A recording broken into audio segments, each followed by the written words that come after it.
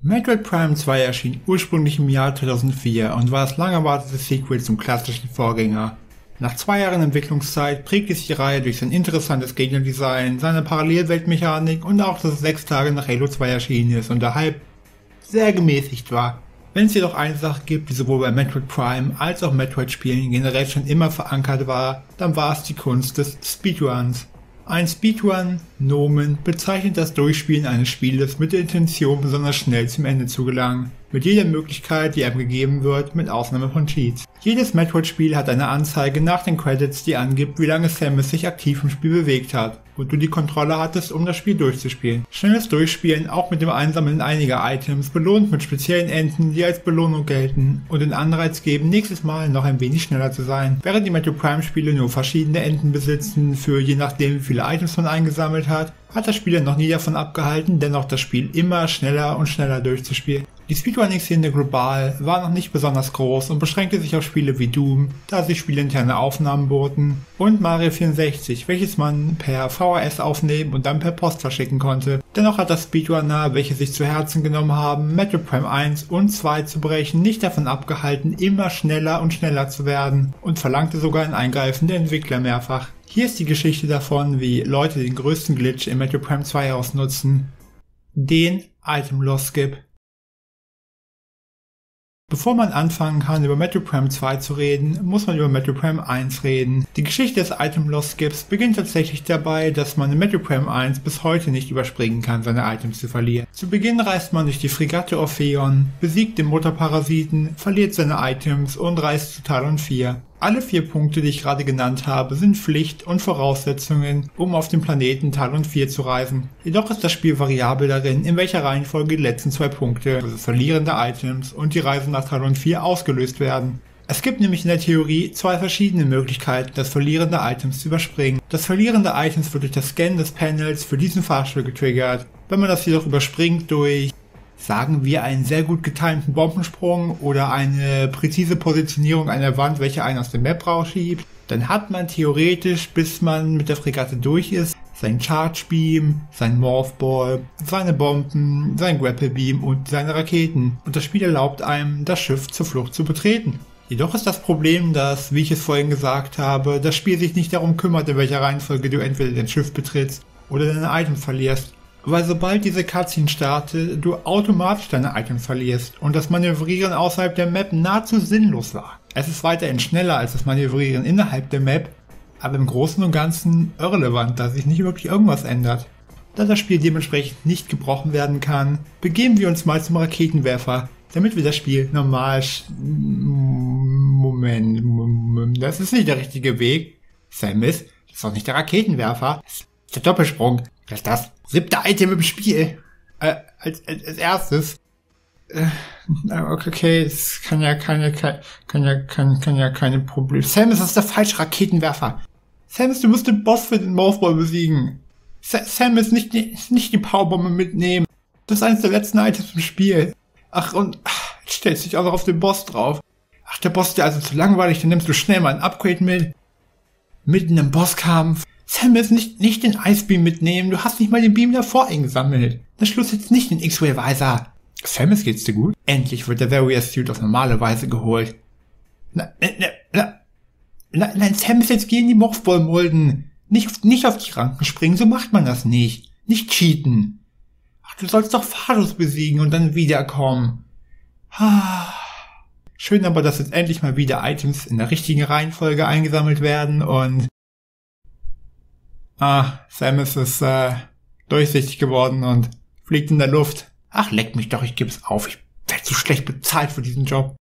Wir sollten vielleicht von vorne starten. Was ist gerade passiert? In der Gamecube-Version von Metroid Prime 1 funktioniert Ausweichen durch einen Dash wie folgt. Man visiert einen Gegner an und drückt B zur Seite, wohin man springen möchte, und Samus wird darauf folgend einen schnellen Sprung ausführen, der erst schneller und dann langsamer wird, solange man den Knopf gedrückt hält. In der Gamecube-Version kann man dies jedoch umgehen, indem man den B-Knopf loslässt, sobald sein Sprung den schnellsten Punkt erreicht hat, bis man mit einem Objekt in Berührung kommt, dauerhaft die Geschwindigkeit beibehält, die das Spiel einem sonst verwehrt. Diese Bewegung kann mit allem ausgeführt werden, was das Spiel als Anvisieren betrachtet, sowohl durch das Anvisieren als auch das Scannen von Objekten in weiter Ferne. Bei unserem guten Freund, dem Trick Early Space Jump, stellen wir uns auf das rechte Triebwerk, scannen die rote Pflanze an, dashen und lassen nach 7 bis 8 Millisekunden den B-Knopf los, um rechts von uns auf dem Vorhang zu landen. Nur mit Hilfe eines schnellen Sprungs, wofür man sonst den Boostball und die 5 Items davor benötigen würde, um dorthin zu gelangen. Der Trick ist vergleichbar mit dem Wave Dash von Bowser aus Super Smash Bros. Melee. Es ist eines der langsameren und vergebeneren Timings. In späteren Gamecube-Versionen wurde der Scanpunkt der roten Pflanze tatsächlich entfernt und man muss den Raum bei der roten Pflanze betreten, einen Gegner scannen, zurücklaufen und dann den Dash ausführen, was essentiell das gleiche ist, aber die Entwickler es dennoch beide drin gelassen haben, während sie die Pflanze entfernt haben. Dieser Exploit, beziehungsweise etwas, was die Entwickler übersehen haben, wurde zwar in der Wii-Version gefixt, dennoch öffnet es die Gamecube-Version vollkommen. Der Doppelsprung überspringt den ersten und zweiten Boss, da man sich Raketen anderweitig besorgen kann und die Barriere vor dem Morphball nur einen Sprung weit hoch ist. Auf dem Boss, der die Morphball-Bomben verteidigt, kann man sich draufstellen und jeden Schaden negieren, und das war alleine nur das Early Game. Ein Item-Loss-Skip in Metroid Prime 1 ist nicht relevant, da dieser eine Dash am Anfang einen nahezu alle Items praktisch direkt wiedergibt, die man verloren hat, mit Ausnahme von Grapple Beam, welcher erst am Ende des Spiels einen Zweck erfüllt, wenn man den überhaupt einsammelt. Das Verwenden weiterer Glitches und Exploits sowie dem Ausnutzen versionsspezifischer Entwicklerübersichten wie Stalagmiten von dem Plasma Beam ermöglichen einen, dass Metroid Prime 1 praktisch von Anfang an der Spielplatz derer war, die es wagen wollten. Auf der Seite samus.co.uk, einer Website von 2005, sind sehr viele Sequence Breaks, also Möglichkeiten, wie man Items außerhalb der gewollten Reihenfolge bekommt, vermerkt. Und ein Punkt, welcher vor allem relevant ist Collect the Ice Beam before Flagra. Dieser Artikel beschreibt die Secret World 17, welche vom Boost R gefunden wurde und eine Methode darstellt, um den Ice Beam sehr früh in dem Spiel zu bekommen, dadurch, dass man einen Doppelsprung hat. Die Secret World beschreibt hiermit den kompletten geladenen Raum außerhalb der Map. Und die 17 bedeutet, dass die 17. Secret World ist, welche man durch einen einzelnen Raum erreichen kann. Das gleiche, was ich von nun an beschreiben werde, trifft auch auf Metroid Prime 2 zu, also hört besser zu.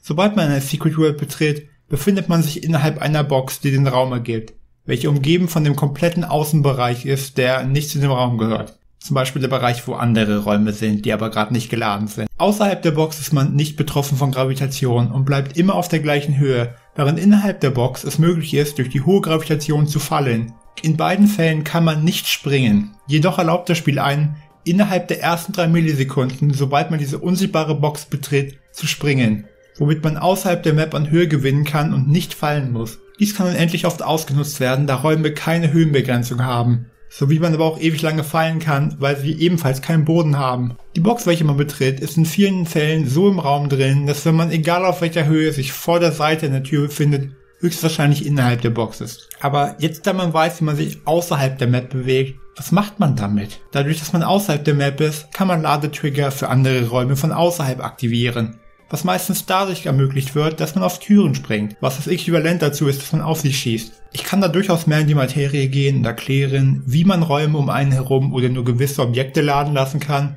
aber für das Grundlegende ist erstmal nur notwendig zu wissen, dass sich von außen andere Räume überqueren lassen und man damit ziemlich einfach am Anfang vom Spiel an den Ice Beam, ohne den Wave Beam, den Boost Ball oder den Spider Ball zu haben kommt, was das Spiel noch viel mehr bricht. Weil sobald du ein Item abseits von der Reihenfolge vom Spiel ansammelst, du alles andere auch brichst. Die Anwendungen von Secret Worlds brechen Metroid Prime 1 noch mehr als es sämtliche andere Techniken tun und ermöglichen für sehr schnelles Durchspielen.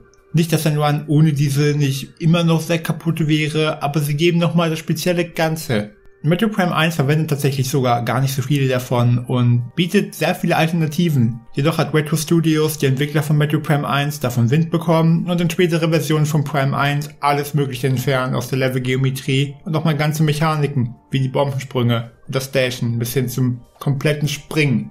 In Metroid Prime 2 war dann schließlich der Fokus, dass Leute das Spiel weniger brechen und auf normalem Wege eine schnelle Zeit erreichen sollen. Das Ergebnis war... Das Spiel war noch viel gebrochen als der erste Teil. Metroid Prime 2 basiert größtenteils auf derselben Physik wie Teil 1. Die Sprünge funktionieren ein wenig anders als in Teil 1, was das Bewegen außerhalb der Map tatsächlich noch einfacher macht. Aber wie soll man da überhaupt hinkommen? Das Tutorial-Gebiet ist nicht extra und es gibt auch keinen Doppelsprung, den man sich mal kurz snacken kann nach dem Verlieren der Items. weil in diesem Spiel die meisten Upgrades von Bossen übernommen wurden. Die Bomben, der Doppelsprung, der Boostball, der Grapple Beam, der Spiderball und die Powerbomben. Auch wenn man die eigentlich nie hatte, aber das Spiel das so meint. In der Theorie eine sehr gute Methode, um das Spiel von Anfang an weniger gebrochen zu machen. Und in der Praxis ebenfalls, wenn man sich nicht auf den Kopf von Umo stellen könnte und die unsichtbaren Wände fehlen würden. Aber da das nur ein Gebiet ist, wo man ein paar Fahrstühle und 2 Missile-Container hat, ist es praktisch sowieso nutzlos. Doch dann hat man die Skulltag-Animation rund gemacht und man wurde währenddessen kleiner als ein Morphball. Was dafür sorgt, dass wenn man in der Gamecube-Version in einen Morphball-Tunnel rein Skulltag, man in ihm drin stehen kann. Man automatisch außerhalb der Map ist. Das Spiel hat sehr viele Morphball-Tunnel. Allein in den ersten 24 Stunden nach der Entdeckung wurden mehr als 20 Secret Worlds gefunden, die das Spiel von vorn und hinten gebrochen haben. Aber die Skulltag ist ja eigentlich das vorletzte Item im Spiel. Das kann man schon nicht brechen, oder? Ich meine, es ist ja dann eigentlich nutzlos. Ja, bis herausgefunden worden ist, dass man die mutmaßlich gestohlene Powerbombe nicht braucht, sondern es jeder einzelne Powerbomben-Container tut, wie im ersten Teil. Und ich meine, man braucht dafür zwar den Doppelsprung und den bekommt man erst nach einigen linearen Herumlaufen. Und dann kommt man zwar viel schneller hin, aber auch nicht viel schneller, weil man auch im Gebiet später eine Powerbombe bekommen würde, womit man durch einen gezielten Dash große Teile des vorletzten Gebietes überspringen kann. Aber ich meine, sind wir mal ehrlich, es geht eigentlich nur auf eine logische Schlussfolgerung hinaus und die lautet, sie haben es gebrochen, oder? Ja. Ladies and Gentlemen, ich präsentiere den Item Loss Skip. Das Tutorial-Gebiet in Prime 2 einen Teil der Welt zu machen, war ein sehr großer Fehler. Vor allem mit dem Vorwissen der Entwickler. Hive Chamber A und Hive Tunnel sind die 2 Räume, wo die Magie geschieht. Für Konsistenz betritt man zunächst den Tunnel bis ungefähr zur Hälfte, damit der Raum vollständig bis zum entferntesten Pixel geladen ist. Geht dann zurück zur Tür und achtet oben auf der Karte, in welchem Raum man sich befindet. Man will die Tür streifen und komplett an der Wand des anderen Raumes stehen, während das Spiel aber denkt, man wäre noch im Tunnel. Wenn man alles richtig gemacht hat und sich in der Gamecube-Version nun morpht, bleibt Samus stecken, weil das Spiel nicht weiß, wo man sich gerade befindet.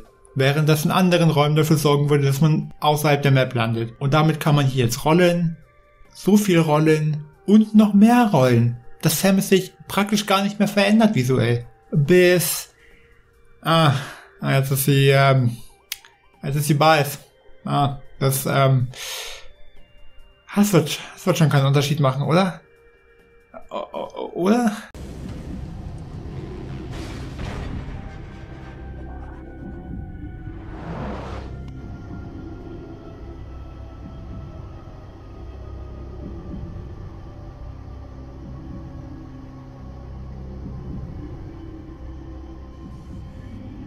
Was passiert ist, dass man, sobald man stecken bleibt und für 50 Sekunden nach unten rechts drückt, Samus limitlos immer und immer mehr negative Geschwindigkeit aufbaut und der Warrior Suit um Samus herum irgendwann aufhört zu laden.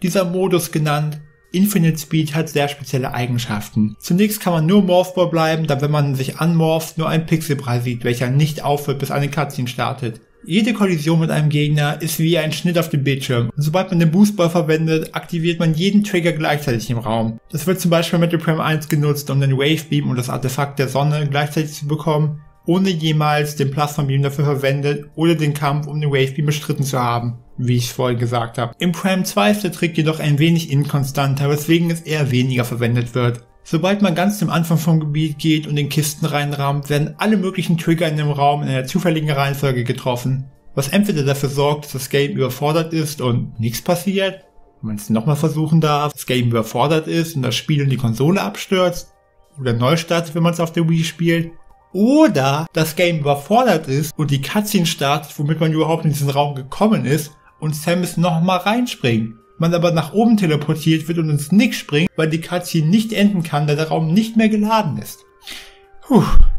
Das war ein Zungenbrecher. Ich liebe einfach glücksbasierte Tricks, die Konsolen abstürzen lassen können. In meinen Speed-Games. Das macht Resetten so viel einfacher. Aber Item Loss Skip tut, was es verspricht. Man hat den Space Jump und Konsorten alle bei sich und kann direkt eine Powerbombe auf dem Weg mitnehmen. Item Loss Skip ist so dermaßen überpowered Und Leute haben es jahrelang genauso riskant gemacht, wie ich es beschrieben habe in der Gamecube-Version, weil in der Welt verteilt nun all diese Items, all diese Bosse rumfliegen, die man einfach von Natur aus überspringen kann, weil man die Items alle schon hat. Ich meine, ratet einfach mal, wie viele Bosse man von den 17 im Spiel überhaupt bekämpfen muss. Geht los. Ratet. Ihr dürft raten. Ich warte gerne. Es sind 5. Es sind 5.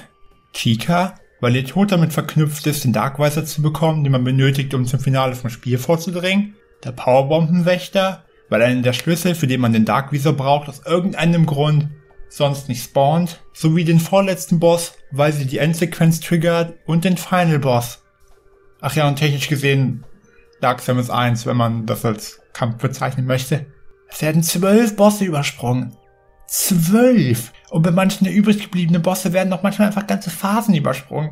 Lasst euch das einfach auf der Zunge zergehen.